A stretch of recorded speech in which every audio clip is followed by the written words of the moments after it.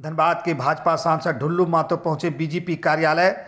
भाजपा प्रत्याशियों के साथ की बैठक। हेमंत सरकार पर भी जमकर बरसे। धनबाद के सांसद ढुल्लू मातो हेमंत सरकार पर जमकर बरसे हैं। उन्होंने कहा कि वृद्धा, विधवा व दिव्यांग पेंशन योजना की राशि रोककर राज्य की हेमंत सरकार मैया सम्मान योजना की राशि लाभुकों में बांटकर अपनी पीठ थपथपा रही है। उन्होंने कहा कि भारतीय जनता पार्टी सरकार में राज्य से उग्रवाद को खत्म कर दिया गया था, राज्य में अपराध पर लगाम कसा गया था, जबकि हेमंत सरकार में अपराध बढ़ा है। धनबाद विधानसभा से अभी तक इंडिया गठबंधन के द्वारा प्रत्याशी की घोषणा नहीं की जाने के सवाल पर उन्होंने कहा कि कांग्रेस के पास कोई प्रत्याशी ही नहीं है तो आखिर घोषणा क्या करेंगे। पैसे देकर टिकट लेने वालों को ढूंढ रहे हैं। एनडीए द्वारा अभी तक टुंडी सीट से प्रत्याशी की घोषणा नहीं होने के सवाल पर उन्होंने कहा कि यह निर्णय केंद्रीय नेतृत्व को करना है।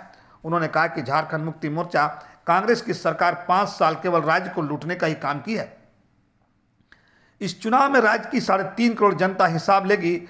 ढुल्लू मातो जिला कार्यालय में संवाददाता सम्मेलन को संबोधित कर रहे थे।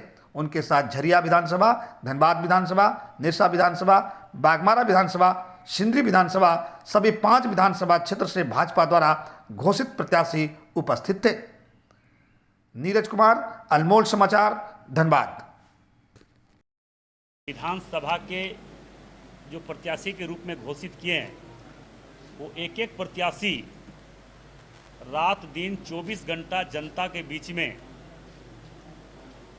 हर लोगों के सुख दुख में दिन रात खड़ा रहने का परिणाम कि पार्टी ने ऐसे कर्मठ, जुझारू और जनता के सेवक के रूप में प्रत्याशी को घोषणा किया है। 24 के इस विधानसभा चुनाव में ऐतिहासिक जीत दर्ज करके इस राज्य में एनडीए की सरकार बनेगी और वैसे लोग जो झारखंड मुक्ति मोर्चा और कांग्रेस के सरकार बनने के बाद लूटने का काम किया है, सिर्फ और सिर्फ लूटने का काम किया है, झारखंड को मान सम्मान को गिराने का काम किया है, झारखंड को बदनाम करने का काम पूरे भारतवर्ष में किया है, पूरे विश्व में किया है। इसका हिसाब इस 2024 के विधानसभा चुनाव में झारखंड के 3.5 करोड़ जनता ने हेमंत सोरेन जी से लेने के लिए तत्परता के साथ खड़ी है।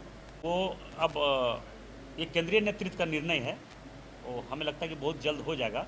उसमें कुछ थोड़ा बहुत हम लोग एनडीए में कुछ आपस में बात हो रही है, उसको तुरंत हम लोग तय करेंगे। हो चुका है। हमारा दोनों एनडीए मतलब हम लोग बीजेपी ही समझिए, जो हो जाएगा हम लोग निर्णय सर्वोपरि होगा। वो तो दिए कि भारतीय जनता पार्टी नीति और सिद्धांत से समझौता नहीं करती है। भारतीय जनता पार्टी के केंद्रीय नेतृत्व ने जो निर्देश हम लोगों को देंगे उसी निर्देश के आधार पर चलेंगे और हम लोग अपने अपने जो प्रत्याशी हैं हम लोग नॉमिनेशन कराएंगे। अब मुक्ति मोर्चा और कांग्रेस के सरकार बनने के बाद उनके घोषणा पत्र में भी था, पहले का 2019 का घोषणा पत्र में था कि हमारी सरकार बनेगी तो 5 लाख लोगों को प्रत्येक साल सरकारी नौकरी देंगे। कांग्रेस के घोषणा पत्र में था कि प्रत्येक घर में सरकारी नौकरी देंगे। दूसरी बात है, यहाँ पे जो 75% आरक्षण जो दिया है कि हम यहाँ के स्थानीय लोग को नौकरी देंगे जिसका वोटर कार्ड है, आधार कार्ड है, वो भी आज तक नहीं किया। यहाँ के लोग पलायन कर रहे हैं, दूसरे लोग जहाँ पे जाके मर रहे हैं उनको लाशें को मंगवाना पड़ रहा है। झरिया से ही 2-3 लाश आया, हम लोग को मंगवाना पड़ा बाहर से। यहाँ पे रोजगार का व्यवस्था है मगर सरकार का उदासीनता के कारण वो नहीं दे पा रहे हैं, नहीं करवा पा रहे हैं। सिर्फ अपने में मगन है, लूटने में मगन है। झारखंड को लूट का एक अड्डा बना चुका है।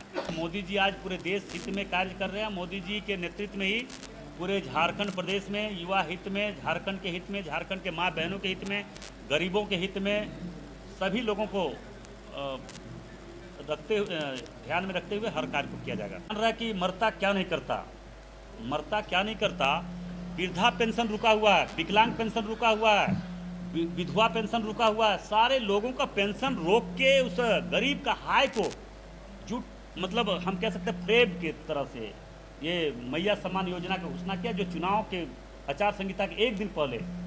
कल तो हमारे पास हजारों हजार महिला आई थी, सभी माँ बहन बोल रही थी कि हमारे विधवा पेंशन रोक दिया गया है, विकलांग पेंशन रोक दिया गया है, विधवा पेंशन रोका है, वृद्धा पेंशन रोका हुआ है। सारा पेंशन को रोककर, उनको पैसा रोककर अभी मैया सम्मान योजना कुछ हमारी माँ बहनों को दे दिया है। तो मगर हमारी माँ बहन वैसे लोगों के बहकावे में नहीं जाने वाला है। उनका हर चेहरा, चरित्र और उनका चाल समझ चुका है। झारखंड के 3.5 करोड़ जनता ने इस बार कोई उपाय नहीं है, उनका अंतिम शरण है। वो अब देखिए, उनका उम्मीदवार है कि कोई लड़ना नहीं चाहता है। कांग्रेस को कौन मानता है? कांग्रेस है क्या? कांग्रेस के पास बचा क्या, सो बताइए ना। कांग्रेस के पास कैंडिडेट नहीं मिल रहा है, वो खोज रहा है कि कौन पैसा देगा तो हम कैंडिडेट देंगे। तो अब ऐसा लोग मुल्ला मिलेगा तब तो वो जाके वहाँ पे कैंडिडेट देंगे। अगर मांगेगा तो भरपा हम लोग दे देंगे कुछ लोग को।